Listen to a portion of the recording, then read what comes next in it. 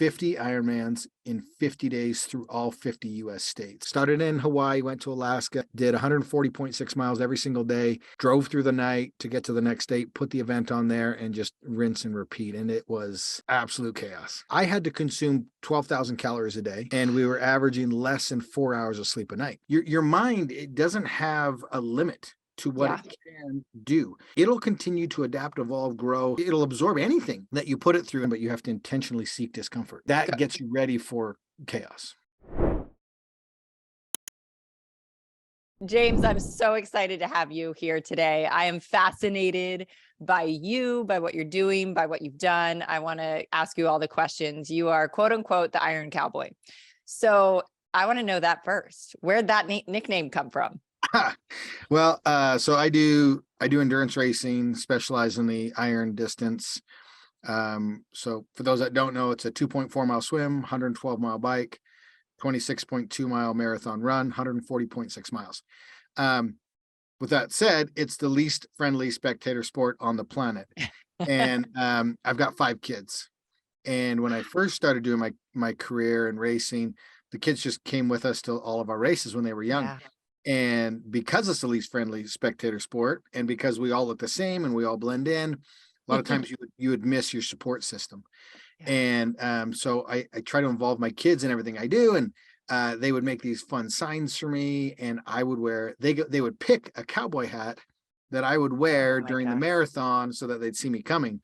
And during our 2012 world record, I did a lot of races around the world. And the public just started to call me the Iron Cowboy. I love it. Which is entertaining because I'm allergic to both horses and hay. So I love it. I love it. What a great nickname, though. I mean, it's just, first of all, it's pretty badass. And second of all, though, it involves your family and your kids, which is so cool. How old are your kids now? So I have 4 daughters and then a son. My son's my youngest. He's 13. And my oldest daughter is 20. Gotcha. Wow. So 20 to 13. You're going through what I've been going through. So God bless us both, right? Well, my 2 oldest have actually moved out, and so we're down to 3. Wow. And so, but they're super helpful, and they've stayed local. One just graduated from college or university, and the other one's just graduated beauty school and is running her own little salon. That's awesome. That is awesome. So let's just dig into the big world record. Do you want to share what you did back in, I don't want to say back in the day, because that sounds like it was a long time ago. It wasn't that long ago. And for a little, just so people have a grasp of this, I did ask you how old you were right before we started, because I'm like, I got to know, like, you're doing incredible feats that really shouldn't be humanly possible, honestly. Yeah. You're 47 now, and you go ahead and talk about kind of what you set out to do. And then I really want to get into like, how in the world did you even come up with this idea to conquer this? Yeah. So I started super simple with a 4-mile fun run with my wife. Suffered through it and just got sore knees, the whole gamut. And a 4-mile fun run is where you started. I love that. And I just want to pause there, because that's where every journey begins, right? And people think they could never do the big, great things, but it all starts with a small, tiny step. Yeah. Every journey has a humble beginning. Mm-hmm. And social media is amazing, but one of the problems with it is everybody's an expert and everybody's posting their best moments. And so we start to compare ourselves against all of these perfect moments. And what it does is it prevents the newest member of trying to do something or come into it a little bit timid or scared, because they're like, well, everybody's an expert already. Where do I fit in? Yeah. But they're not realizing that, anything that I post now, I've been doing this for 15 years. Yeah. And I did have a beginning at some point in time. And now I take for granted what we know and what we do. But fast forward, do one Ironman and get into racing in 2010. So this was like right around 40, maybe 30, late 30s. No, so I started late 20s. Late 20s. Okay. Late 20s. I had 2 little girls at home. Third was on its way. So in 2008 is when I did my very first full Ironman. In 2008, you needed to get out of the house. Yeah, and get some alone time. Well, no, my wife races too. Oh, awesome. And so she's quite the athlete herself. So in 2010, I was raising money for charity, and we ended up breaking the Mhm. world record for the most half Ironmans done in a year. And then that led us to believe that we could break the world record for the most Ironmans in a year. And that was in 2012. Ended up doing 30 Ironmans through 11 countries, all official events around the world, and just had an incredible experience. Learned a lot. Again, Wow. wasn't ready, didn't know everything when I started, but learned as I progressed through it. And then in 2015, what I'm most known for, up until 2015, was 50 Ironmans in 50 days through all 50 US states. And so we just put out a challenge and said, you know what is what we're going That's to do. And we threw insane. all 5 of our kids into a motorhome, started in Hawaii, went to Alaska, and then circumvented the lower 48, did 140.6 miles every single day, drove through the night to get to the next state, put the event on there, and just rinse and repeat. And it was absolute, Bananas. absolute chaos. I can't, I mean, I'm like, my mind's, always trying to wrap itself around just the physicality of the race. It's insane. I mean, it's just Sure. not normal. But then just now I'm thinking, wait, just getting from A to B, just getting from state to state in under Yeah. 24 hours. Well, I mean, you got to think an Ironman every day, it takes, Right. we were averaging 14 to 16 hours to do the Ironman, and then you've got to And you got to recover go. logistics and move and get to the next state. I had to consume 12,000 calories a day, and we were averaging less than 4 hours of sleep a night. And so that really starts to compound in the fatigue factor. And when you're under stress and fatigue and anxiety and chaos sets in, it becomes harder to do tasks that are normally Mhm. easy, quote unquote easy, when you're feeling great. Now throw in exhaustion, fatigue, and chaos, it amplifies kind of what you have in front of you. I don't even know where to begin because it's like, the average Joe feels like it's, difficult to go run a 10K and, they have to train for that. What kind, it's one thing to say, to kind of find out the science of the training that goes into it, Sure. but what goes into it mentally? Like, I can't imagine the mental and emotional prep for that. And then how you actually handle that, what those hours outside the 14 to 16 when you're racing, Yeah. you're sleeping, you're eating, but what else are you doing to kind of fuel your body to recover, to take care of your mind, all of that?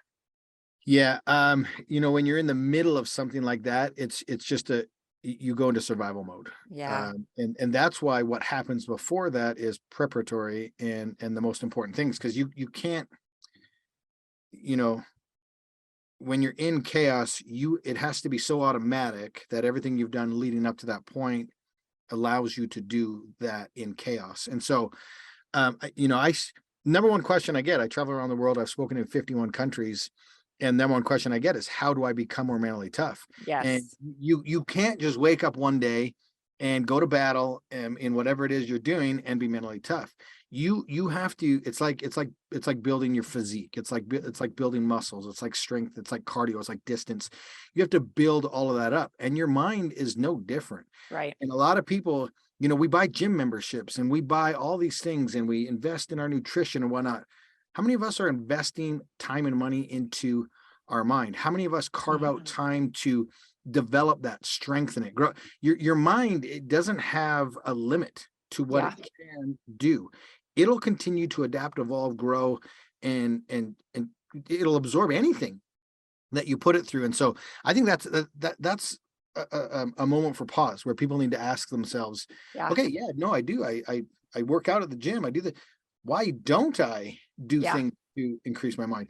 And so for me, my mental journey started, I did a lot of sports growing up, but I really gravitated towards wrestling. Mm. And to me, I think every young man and woman really should do combat or something challenging Yeah. that is like one-on-one, mano-a-mano. If I win, it's my fault. If I lose, it's my fault. And Mm. I learned a lot of the mental side of things by doing wrestling. I didn't have anybody else to blame. I either did the work, I didn't do the work. And when you're getting beat, that's mental toughness. You decide, am I going to overcome this moment? And if I lose, am I going to show up again and try to become better? And so you can't wake up one day, just with no experience and go to war. And so you have to, it's cliche, you hear it all the time, but you have to intentionally seek discomfort. Yes, absolutely. I And mean, that gets you ready for chaos. yes, yes, yes, yes. You are like speaking my language, and this is something I'm so passionate about. So a lot of times people will ask me to speak because I have this, great coaching and fitness background. And I'll only really love to talk about the mental aspect. And I always say, if I wake up late and I don't have time in the morning to do both things, I always choose the mind work over the physical work. I can squeeze the workout in later on, but like my mindset and prepping that to get stable and strong for the day and stronger every day, I choose that every day of the week, because that affects literally everything in your life. And you just said in a nutshell, how do you get mentally tough? You get beat. I like that. I think that needs to be a slogan or a quote. How do you get mentally tough? You get beat. I mean, it's radically, radically different. And you're so right with these individual sports. My son golfs, but he also plays a lot of team sports. And it's always, this person didn't do this, or the ref this, or whatever. And when you're in these individual sports, it's a very different mind game that you're playing, for sure. It's interesting. I look back on my career, and I did a lot of, team sports and stuff, but the sports I gravitated to were golf, wrestling, and triathlon. Mhm. All three happen to be individual sports where I can't blame anybody else. Yeah, And yes, there's a team in everything that I do that gets you to the moment of right. competition, coaches and mentors and all these things. But when it's go time, it's just you out there. It's Yeah. just your experience. And so that I find it fascinating. That's kind of where I've ended up. And if you look at the three sports I love the most, they're all individual pursuits. Yeah, that's fascinating. So you just talked about intentionally getting yourself like uncomfortable, right? So our ice bath is actually getting delivered tomorrow. So I'm super excited about that. So No, that's you're not. something. No, I'm not. I'm not excited about that. Well, You're yeah, lying. I'm not really excited about it, but I am. You get it. But things like that, that we can actually practice, that we can do, you can go to cryotherapy, you can go to there's ice tub places popping up all over the place. But what other things do you practice, or that do you suggest people practice that they can actually take and go, okay, I'm going to start doing that? I think it's going to be different for everybody and what their current routines are. Yeah. And to form this maybe question in a different way is to intentionally do something uncomfortable, to me, means facing your fears. Mm, And everybody runs away from their fears. And so I think the first thing someone should do is like, okay, let's isolate what we're scared of, yeah. and then really break that down and try to figure out why we're scared of that. And then, like anything, you break it down into a manageable piece or component that you can overcome. So if the fear is big, you're not going to overcome it in one go. You're going to break that down and slowly. Like if you're scared of water, right? Scared of swimming. That's what barrier of entry is.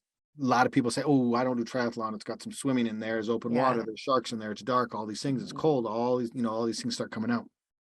Well, in order to overcome that, you got to get into a safe pool, Yeah. and then you got to get closer to the deep end, and then you got to let go of the wall, and then you got to Mhm. all these little small steps to overcome that fear. And so really, in order to do anything uncomfortable, ask yourself what you're scared of, what's holding you back, figure out what the consequences are for doing it, because fear is simply an emotion, Yeah. and yet we let it control ourselves. And so Mhm. like fear is no different than happiness or joy or anxiety, or all these things are just, it's an emotion that we're feeling.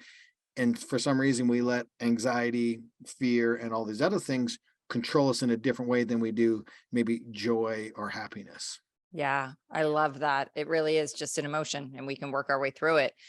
Let me ask you this. I always tend to think that people like you, people maybe like me, I kind of am a little off, I would say, workaholic. I always got to be the best at the sports, those types of people, very type A kind of extremists. Do you think, and this is kind of a deeper question, but do you think you are born like genetically, or something in your genes where you were born with a little different something? Like think about Laird Hamilton and people like that, that are just like, I believe that there is something in people like that where they seek the extremes or they go to the extremes or they're able to get to those levels. Yeah, here's what's interesting. So not everybody can be Shaquille O'Neal. Yeah. Not everybody can be Dwayne Johnson. But if you look at let's say The Rock, Dwayne, he's a very different person than he is today than he was 20 years ago when he started his wrestling career or his acting career. And so the question is, correct me if I'm wrong, but you're asking, is it nurture or nature? Yeah. And you're either born with it or you're not. And to a certain degree, we're all born with certain gifts and talents. But I've seen and coached incredibly talented individuals that lack the ability to sacrifice, display discipline, and completely fail, even though they were far superior than some other athletes that superseded them, because they learned discipline, they learned sacrifice. And so we're all born with different talents. I think we all have a different baseline. But you do anything for a long enough period of time, you can be so great. And so I've literally, if someone was to see some of the headlines that we've created, they'd be like, that dude, different, genetic freak. Like I was like, Sports Illustrated said I was one of the 50 fittest freaks ever. And I was, for the longest time, they convinced me that I was different. I'm like, I gotta find out. So I went and had all the epigenetics and all the genetic testing. Dude, I'm just an average white Canadian. I don't have a single genetic marker that separates me from anybody else. So if you're listening right now, that's amazing. I'm just like you. You're just like me. The secret to success is this. Write this down. Do a lot of little things consistently over a long period of time. Yeah. The only way to guarantee your failure is to stop showing up and quit. And the person that sticks with it, that has that mentality that just says, I'm still going to be here. I'm still going to be showing up. I'm going to outwork you. Guarantee you that guy wins every single time. Absolutely. Absolutely. And when you really grasp that concept, and I don't know if you're familiar with Darren Hardy, he wrote The Compound Effect, and it's this whole philosophy. And I think that's when I saw radical success in my career, when I really grabbed a hold of that idea that nobody's better than me. Nobody's got a leg up. It really comes down to owning the story of, I'm going to be the last one standing, and understanding the teeny tiny small things every day are what matter, not the huge accomplishment. Nope. And that just changes the game. Incrementally better every single day. Best story I have to kind of illustrate this point is, like I said, I grew up a wrestler. It's all I did. I loved it. In fact, my son's at wrestling practice right now. But there was this kid, his name was Matt. I remember his name was Matt. And he was terrible.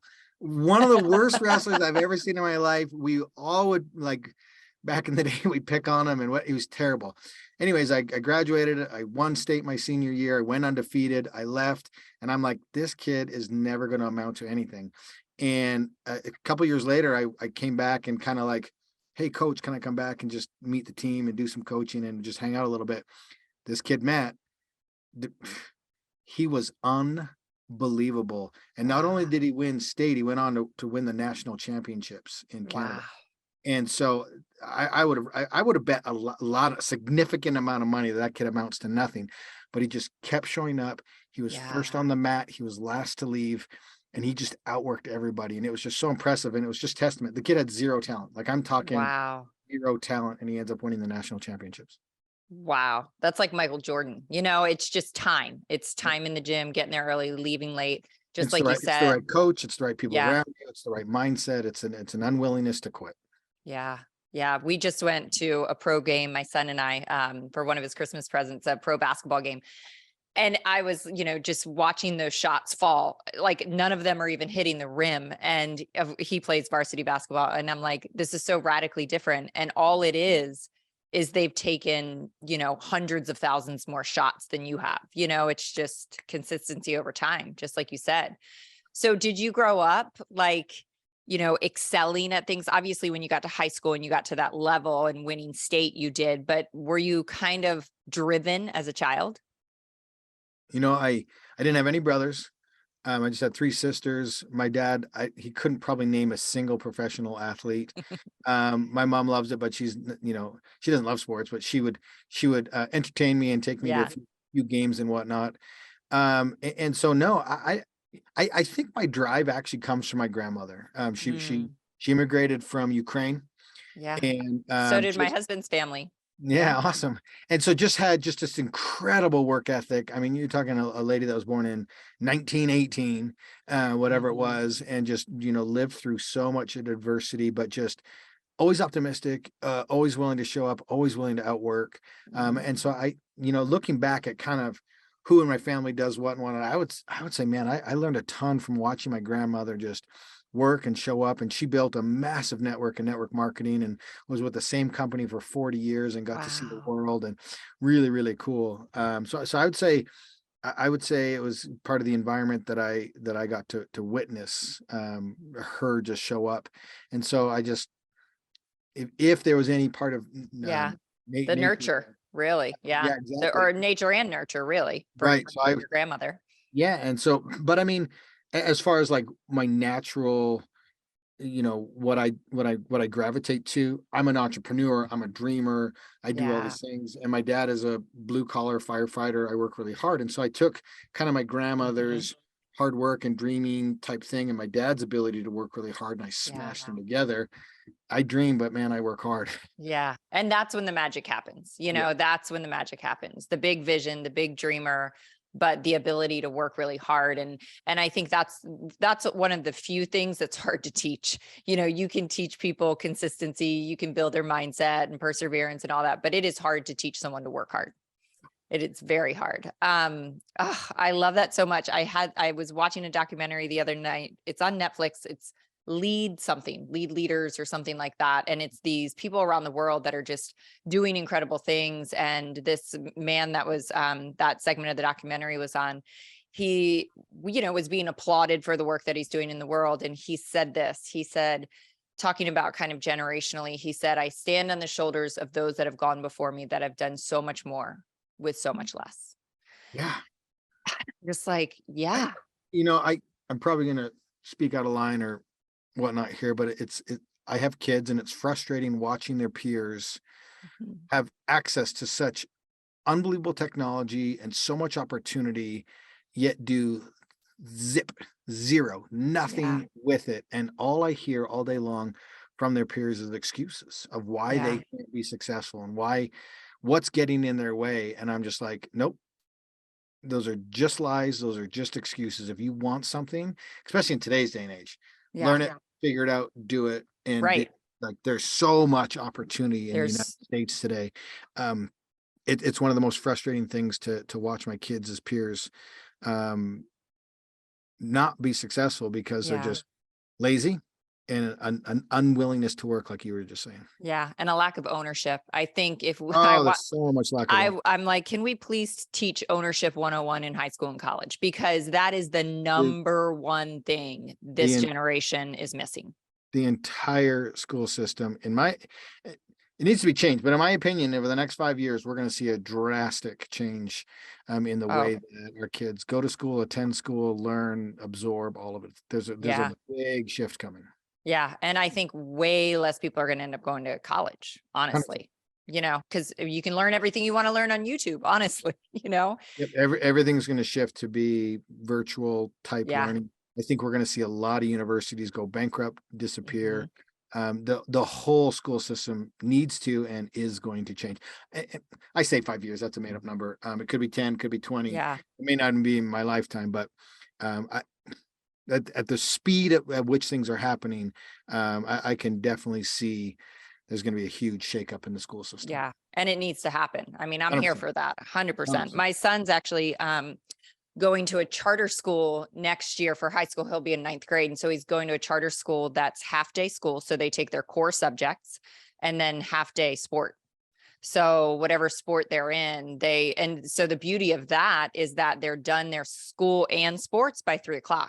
So Yeah. you get family time back, because if your kid's going to school till 3:00 and then they're playing a high level sport, you don't see them the whole time they're in high school. Yeah, So I think again, this is where this school system is flawed.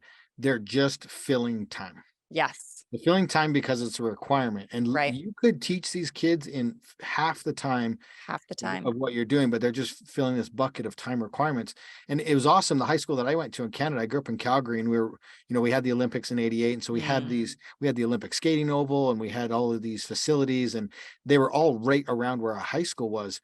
And so our high school ended up being a pilot program. And I think it still happens today, where these kids that are being groomed at high level sports and whatnot, you can come to our high school, literally get half a day of school, like you're saying, get all the work you need to get done, Right. and it allows them to go train. So that, I believe, family is important, and it also gives them time for family. And so it's shocking that it hasn't come. I do want to say this though, I blanket statemented this entire generation. There's a lot of amazing kids today. Yes, absolutely.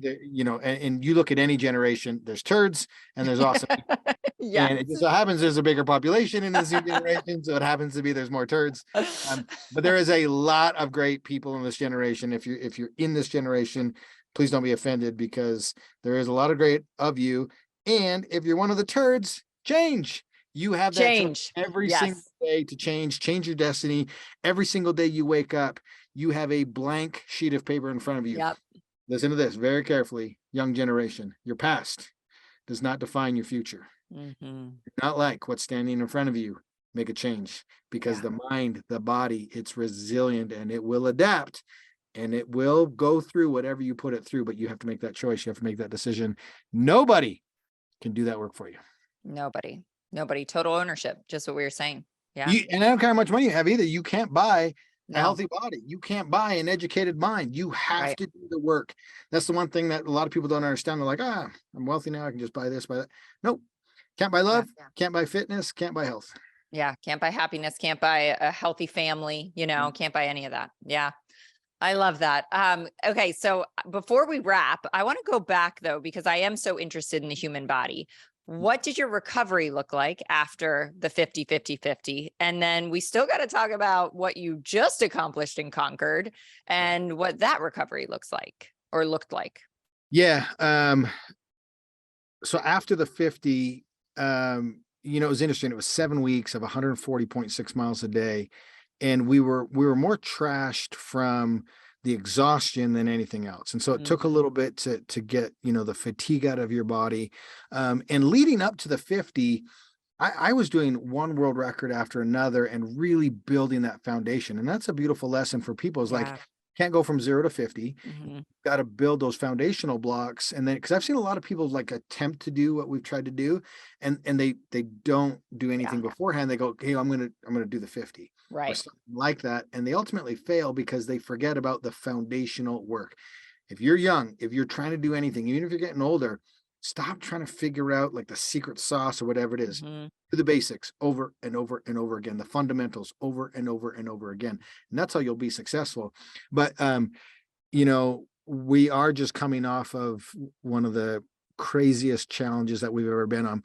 But real quick, if you want to learn about the 50, there is a documentary on Amazon Prime. It's on Netflix in some of the locations. It's on Peacock. It's on YouTube. You can download it off our site, ironcowboy.com. But when the pandemic hit, I do speaking around the world. I do coaching for large events, and I race large events. Well, in 48 hours, that disappeared, and my world vanished. Well, I got bored. And when this guy gets bored, his mind starts to turn, and the 50 wasn't perfect. And because nobody else had done it before, we're navigating. You can actually get our book, Redefine Impossible. And we do a deep dive into the mistakes that we made. And so, over the years that I was speaking, I was always like, man, I wish I could do the 50 over again, because of what I've learned. I've learned from my mistakes, and I want to do it better. And I think a person that's driven, they're always like, want to do it better. They're always wanting to do better. And I think that's the goal in life, is to continue to evolve, continue to be better in all aspects of our life. I truly believe we're never just standing still. We're either moving forward or we're slipping backwards. Yeah. And so when the pandemic hit, it really felt like I was slipping backwards, because I had nothing to do. And it had been 5 years since I'd done anything at a high level, really competitive. And my mission had kind of changed from finding out what I could do physically and mentally to help others the battles, the conversations they were having themselves, to believe in themselves again, to maybe take on their fears, make them intentionally uncomfortable. And so it almost felt like I was slipping backwards, even though I was helping a lot of people. Yeah. And when the pandemic hit, chaos happens. My world gets turned upside down. Everything gets canceled. And I say, this is my opportunity. This is your time. This is a It's my time. gift, right? This is a gift. And what made the 50 so hard was the logistics, the chaos, the new environment every single day. So I posed a question to my 2 wingmen that were with me on the whole 50. And I said, I keep making a mistake what I'm saying, and it's alluding to what we did. And I said, if we can remove chaos, if we can put systems and team and protocols in place, could we double what everybody thought was impossible with the 50? And could we do what I now call defy logic? And so we did. On March 1st. I got buy-off from my wife, and I got the 2 wingmen on board, and I put my entire team back together. And on March 1st in 2021, we set out on a journey, all done here in Utah, remote location, controlled environment.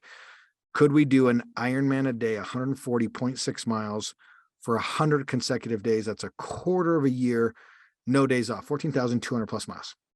And so March 1st, we set out on this journey. This was almost 1 year, almost to the day that the pandemic hit, right? It'd been March 1st, 2021. So the world shut down. March 2020. I don't remember the date, but yeah. Yep. It's almost So 1 year. you rebuilt that foundation or built it back up for a year. So here's what's crazy. And this is what made the 100 so unique and so different from the 50 was, it took me obviously a while to realize what was happening, what was safe, what was going to be safe, what wasn't going to be safe, what was allowed, Right. what wasn't. Oh, yes. A lot of guidelines. I thought you meant your own brain with what you came up with. Well, that too. And so the official decision that we were going to push the go button was November 1st of 2020. So I actually did a 4-month training camp leading up to the most difficult endurance challenge in sports history. And I was relying 100% on past experience and my mindset. That got me into a lot of trouble. Now, I needed my mindset and I needed the past experience, but I also needed to be physical. You'll hear this question posed a lot. Okay, when you do something, is it more mental or is it more physical?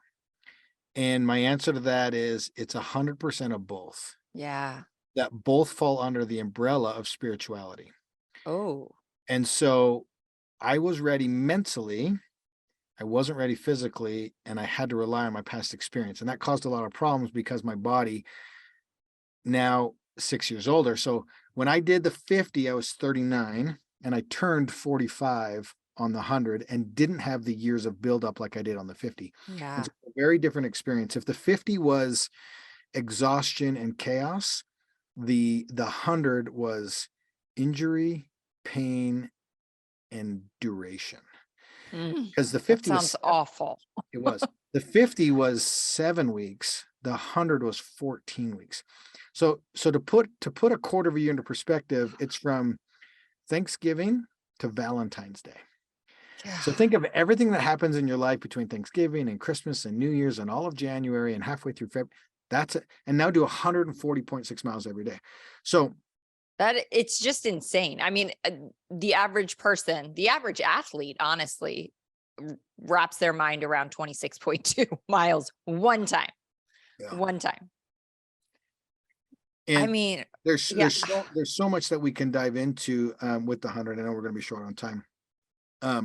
But so this is kind of an interesting piece of the story. So we make it past 50 days. We do it to perfection. And so every day we get a break, our own world record. And on day 59, we're out there riding, biking around Utah Lake here at the base of the Rocky Mountains. And we always had a group of cyclists with us, and there was regulars that came out, and then people came from all over the country to join us every single day. That's so cool. And on day 59, as I was riding, the team around me, they heard a loud noise. It was a big bang. And we have it all on film. And they look back to see what the noise was, and it was an accident. And the accident was me. I'd been hit. And so I got knocked unconscious and I'm Hit laying, by a car? so not a car, but there was the cyclist that was right in front of me had a malfunction with their bike Okay. and their brakes locked up. And literally we were going 20 something miles an hour and it was like hitting a brick wall. Oh my And the God. only way to describe it was like literally a landmine went off in front of me because she dead stopped and went straight in the air. And I was half a foot behind her. And so I had zero time to react. I'm through the air, uh, very violent crash, get knocked unconscious. Mm, And this is something that I think every person, young and old, needs to do prior to a catastrophic moment. You have to be prepared in that moment to make a decision where the decision's already made for you. mhm. And this is called an ethos. And an ethos is what you stand for, black and white, so that when you're in a moment where it's Mhm. chaos, confusion, and emotions involved and tied to it, and it's really hard to make the right decision.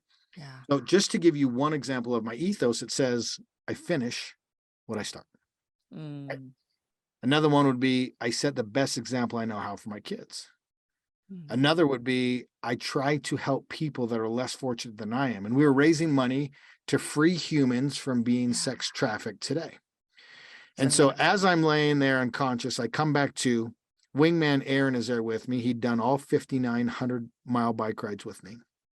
I come back to consciousness and he looks at me and he says, James, have we finished what we started? And I said, no.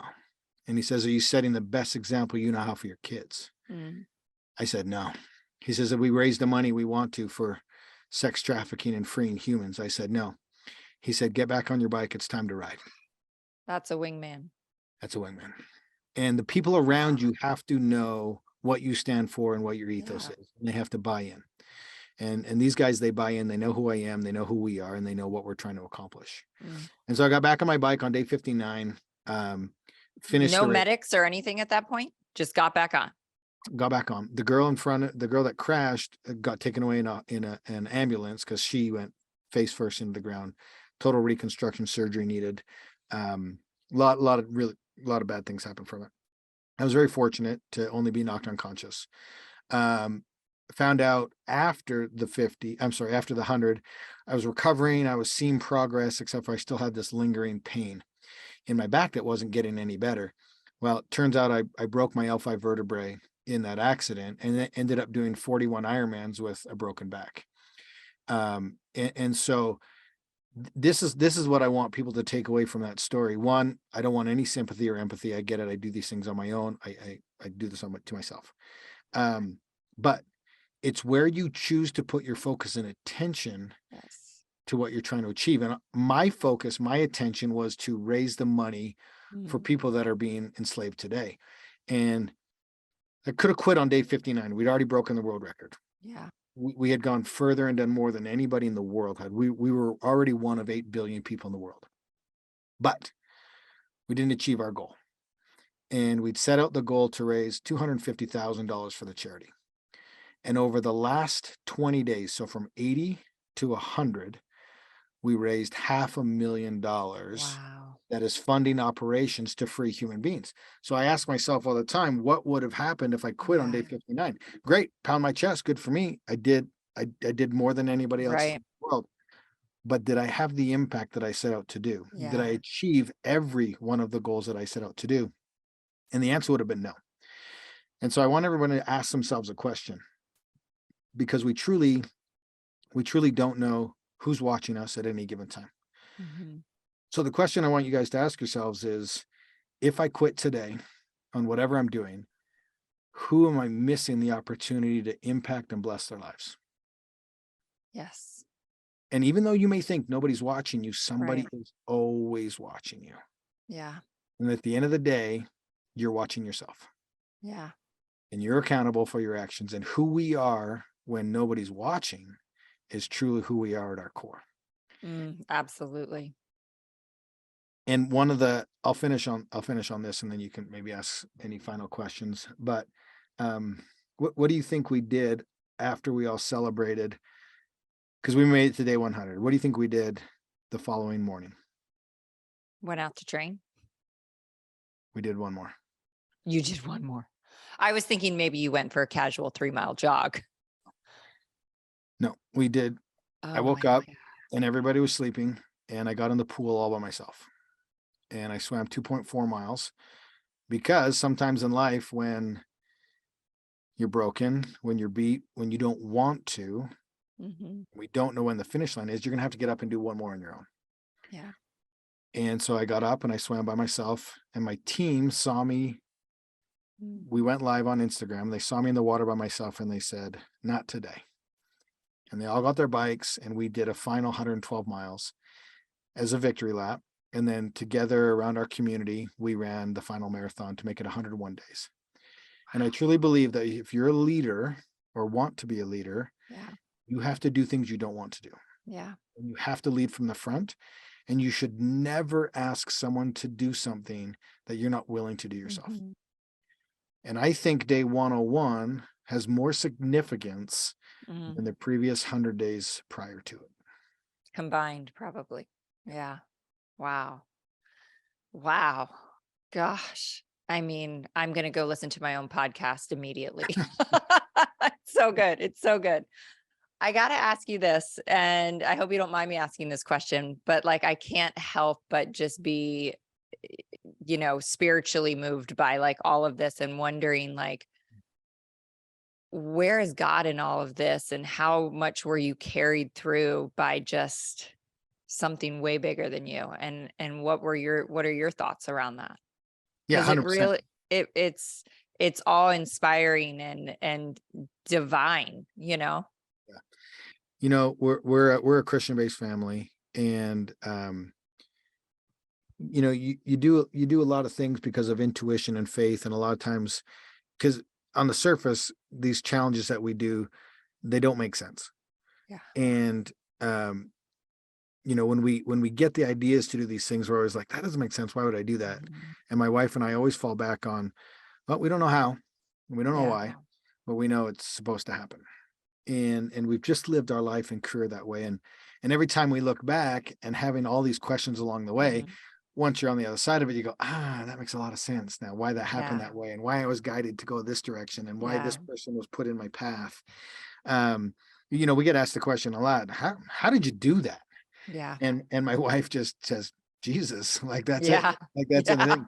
everything. Because there's once the 100 documentary comes out, there's just so much that happened that was divine. um call it whatever you want to call it, but it was crazy to look back and see the experiences and the impact and the ripple effect that our little family got to have. Yeah. Never prayed so much in my life I during, bet. during those 100 days. um I you bet know you probably felt the closest to Jesus that you ever have. I mean, 100%. how could you not? Yeah. Yeah, how could you not? And I think everybody should experience insane amounts of struggle and adversity in their lives. Mhm. I know nobody wants to hear that. And we lost everything in the recession and hit rock bottom. And you don't forget the moment they knock on your door Yeah. and take away your home. As a provider with little kids, Yeah. you don't forget that moment. But anybody out there right now that is truly struggling, that they can't see the light at the end of the tunnel, that it seems impossible, I want you just to keep showing up in your lives, because it's truly a blessing. In fact, I want to say congratulations for currently being at rock bottom, Mhm. because if you choose to continue to show up, continue to chip away, and continue to dig yourself out of this hole, there's so much greatness on the Yeah. other side of it, and you'll learn so much. One of the greatest things that ever happened to me was them taking away my home, Yeah. was us losing everything, because my wife and I had to lock arms. We had to say, we can do this. We just have to do it one day at a time. Yeah. And we did that, and our life is completely different today.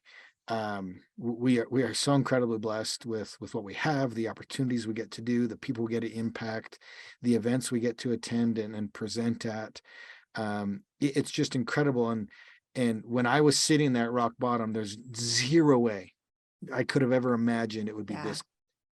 I would have Yeah. never thought it would be this great.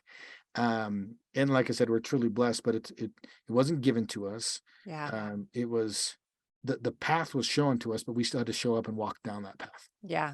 And And I'm walk so through all the grateful. fear. Yeah. And Walk through listen, that fear. just listen. I mean, I'm a big believer in, I always say, listen to the whisper, because from a young age, I've just kind of gone where I felt called. And when you start doing that at a younger age and you start to have those experiences of like, oh my gosh, I could never have imagined this. It was crazy to move across the country and do, do whatever. And then it pans out like in a magical way.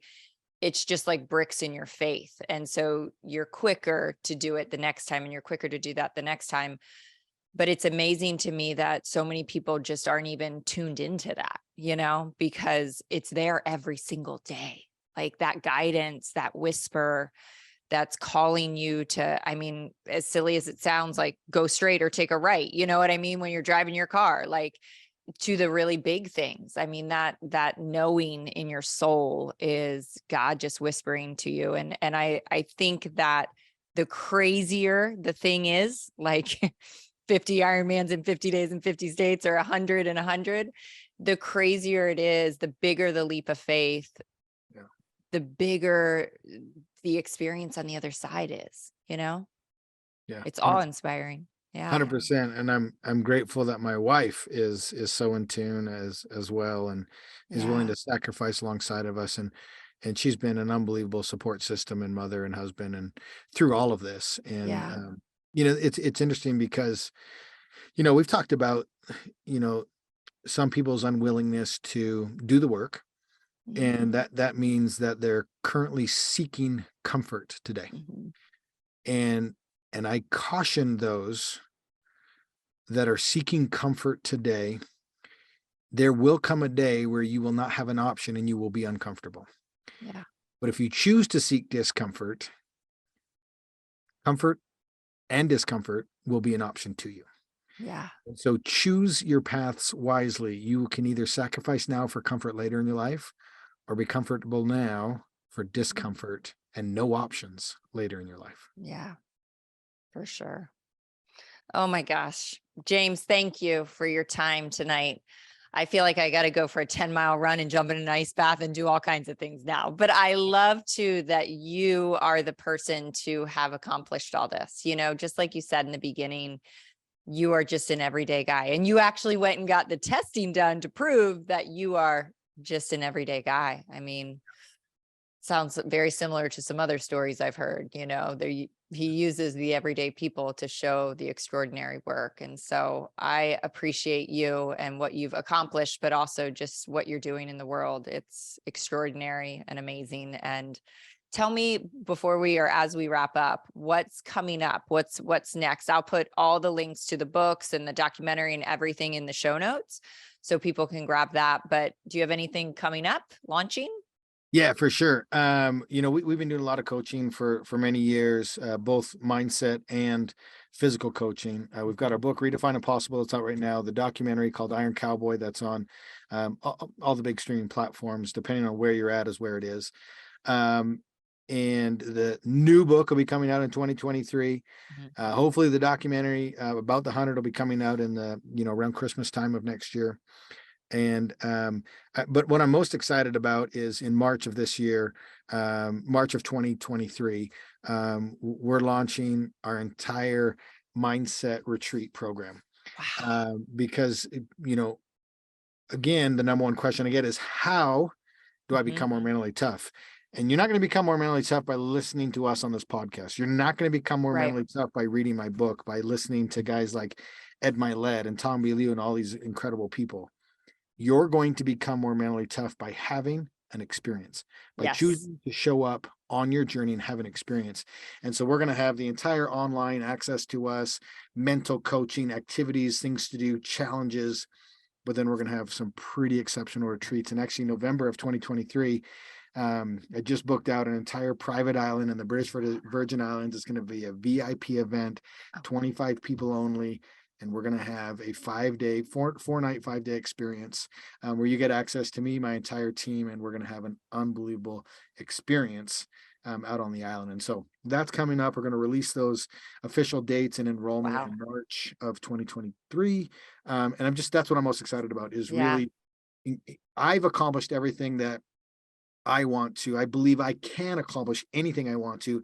I just have to weigh sacrifices and Mhm. what the benefit or reward is. And so now Yeah. I'm shifting my focus to once me staying physically and mentally fit, but helping others Yeah. win the battles, win the conversations they're having with themselves, and truly accomplish what they were put on this earth to accomplish. Oh, I love it. Sign me up. I want a spot. I mean, BVI's, that's like one of my most, I think it's the most beautiful place I've ever been in the world. Incredible. And I mean, I have no desire to go sit at a bougie retreat or hotel. I want to go do exactly what you're talking about. That sounds amazing. And we need more of that in the world. Like, experience immersive, where you come back a different person versus just going and numbing Well, yourself out the whole time. I guarantee you the 25 people that are going to come to that island with us will be changed when they leave Yeah, that island. it's We're going to amazing. do mindfulness. We're going to do yoga. We're going to do physical activities. We're going to do learning. It's just going to be really cool. That's amazing. Well, thank you, thank you, thank you for everything tonight. Everything will be in the show notes below. I really appreciate your time and just keep crushing it. Awesome. Thanks for having me. Thanks.